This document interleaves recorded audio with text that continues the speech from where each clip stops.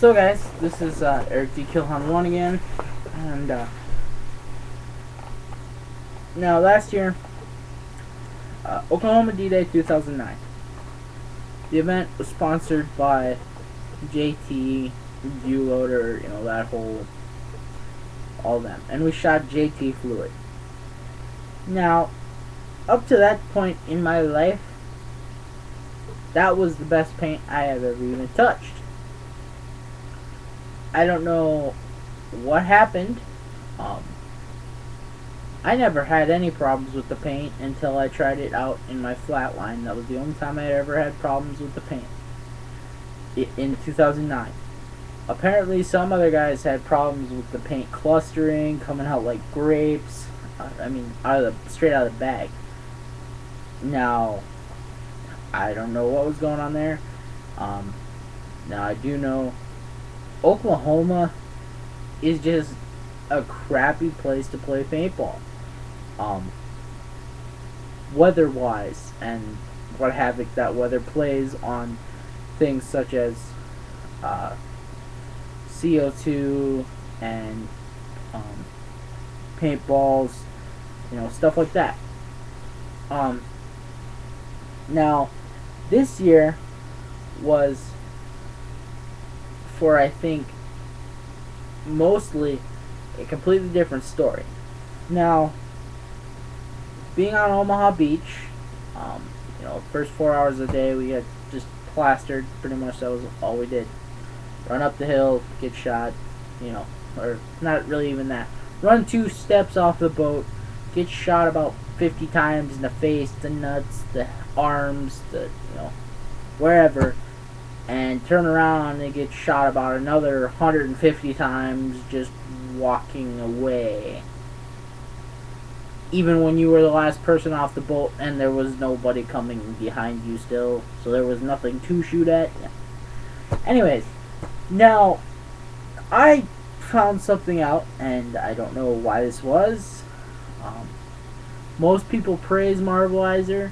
I've shot Marbleizer prior to the event, and the Marbleizer I bought up here that I took and shot out of my SP1, in this weather, it was 65 degrees, calm day, you know, not humid at all. I mean, perfect day for paintball, paint, you know, everything, perfect day. It shot amazingly. Now, go down to Oklahoma, and the Marbleizer was the more expensive paint. We shot Marbleizer, and we shot RPS Premium Gold. Now, most of the Germans on Omaha Beach were shooting Marbleizer, and that stuff sucked. I don't know what it was, but the guy shooting Marbleizer, I only had 1 break of Marbleizer ever hit me, and I watched easily 100 bounce off of me.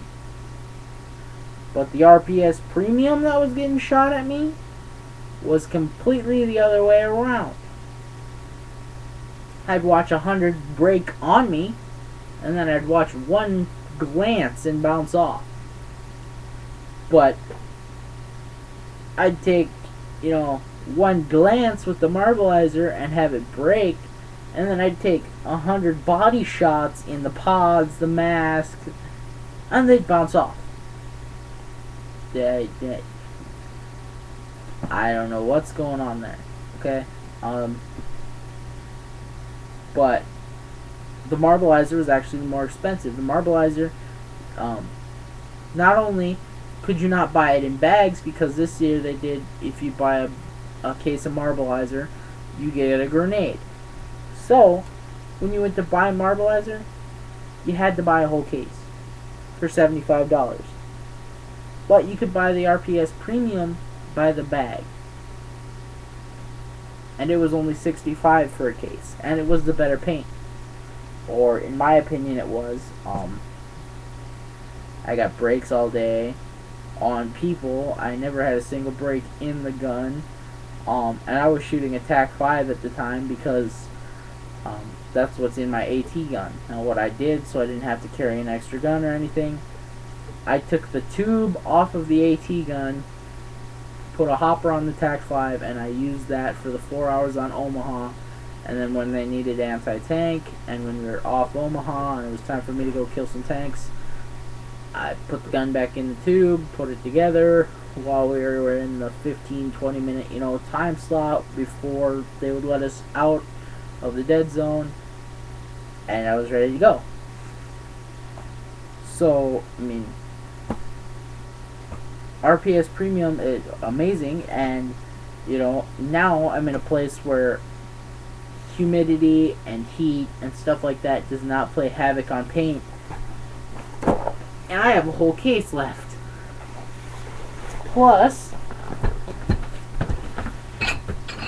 because we barely got off Omaha Beach, and I ended up getting 7 tank kills, and 2 of them being Das Buzzard. I have full Pinocchio pod of my AT paint, which I believe is also RPS Premium, or maybe it is Marbleizer. It's a 2-tone gold and green shell. It's green inside. Also amazing paint. Now for a nice look at the RPS Premium we were shooting, 2-tone green and gold and yellow shell. That's why I'm thinking the anti-tank paint is also our RPS Premium, just in a different color because it's the same color of gold. This is yellow. The Marbleizer was a very neon yellowish green, which actually I'm very pissed off about right now. Probably can't see it, but all of the Marbleizer that did break, and you can find this right on the DDAY forums, it is drying white on everybody's clothes, and you can't get it out. So my brand new paintball gear, my brand new playing gear that I bought at D-Day is now stained after 1 day of playing from the most expensive paint on the planet, pretty much. Well, not really, but anyways, so that's the paint we shot. Amazing paint.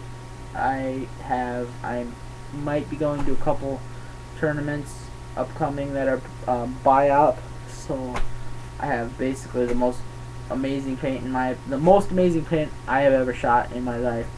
I have a whole case of it sitting in front of me. Pretty awesome. So that's just another thing I brought back with me from D-Day, and my opinion on the paint and